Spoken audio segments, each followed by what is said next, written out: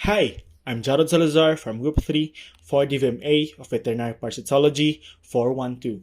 So today I will be discussing the gastrointestinal nematodes of swine. The materials used in the study are the following: gloves, cover slip, glass slide, test tube rock, rock salt, distilled or tap water, plastic cups, graduated cylinder, beaker, weighing scale, fecal sample, compound microscope, and sieve. So first, let's discuss what is a flotation technique. Flotation technique use solutions which have higher specific gravity than the organisms to be floated so that the organisms rise to the top and the debris sinks to the bottom.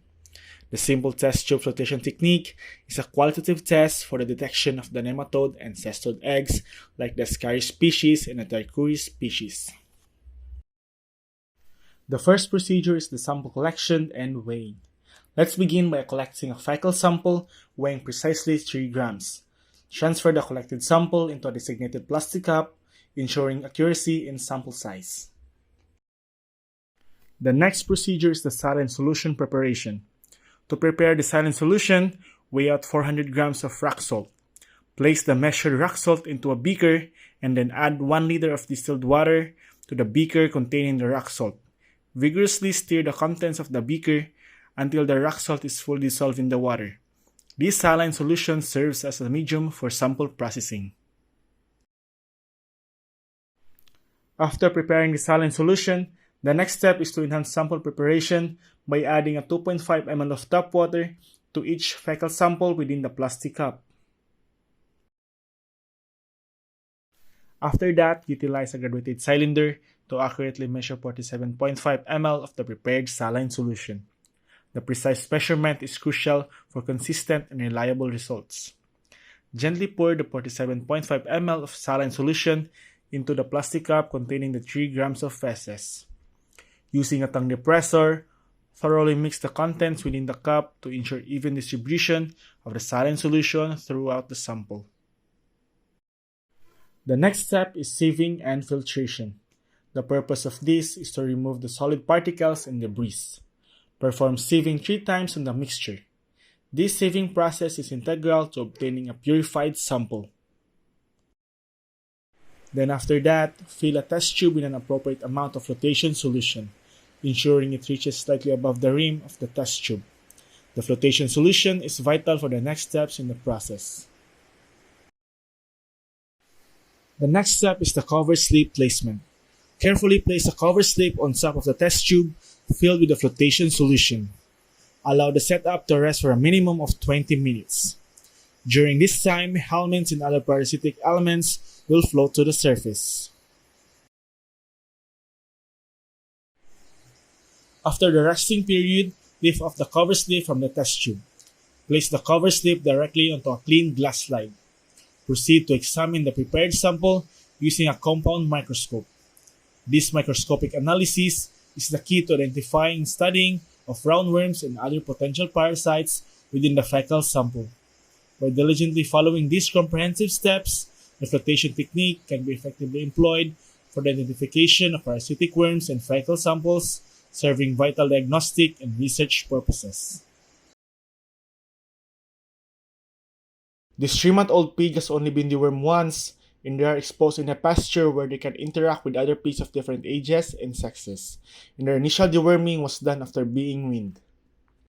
After our microscopic examination, and after comparing it to some nematode class eggs, it turns out that the egg we spotted during our fecal examination belongs to a Sophagostomum species.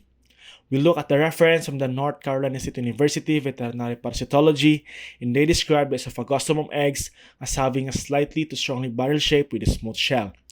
These eggs measure for about 50 to 85 micrometers in length and 26 to 47 micrometers in width. You can also compare our findings to the ones from the North Carolina State University Veterinary Parasitology in the pictures. Roundworms, whipworms, and nodular worms are the most common internal parasites found in swine.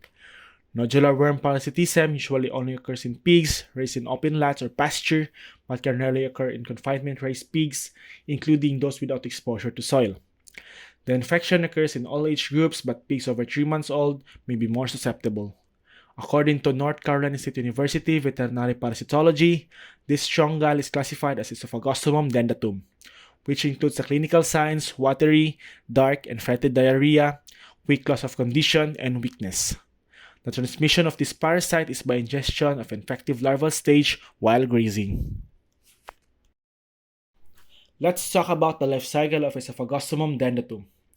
The adults are found in the lumen of the large intestine. They are 8 to 15 millimeters in long, slender, and white or gray. And also, the life cycle is direct. Eggs are passed in the feces, and the infective third stage larvae or L3 are found in the pasture within 1 week and can survive for approximately 1 year under optimal conditions. Infection results from ingestion of L3, which penetrate the mucosa of the large intestine within a few hours after ingestion and return to the lumen in 6 to 20 days. The pre-patent period is approximately 3 to 6 weeks. A periparturient rise in worm egg output has been observed in cells from 2 weeks before parturition to weaning. However, this phenomenon is far less constant in pigs than sheep, and its epidemiological importance is questionable. Adults cause little damage to the mucosa, so clinical signs tend to be absent. Heavily infected pigs may have anorexia, emaciation, and gastrointestinal disturbances, and death seldom occurs. Let's talk about the treatment and prevention. According to the Department of Veterinary Diagnostic and Production Animal Medicine, anthelmintics are typically used to treat nodular worm infections. Piglets' exposure in the future will be decreased if sows are dewormed before giving birth. Frequent fecal removal and proper sanitation practices minimize exposure of dams in piglets during confinement operations. Heavily polluted lots in pasture should be avoided in outdoor operations, and also it is beneficial to cultivate unpastured land as part of the pasture rotation program.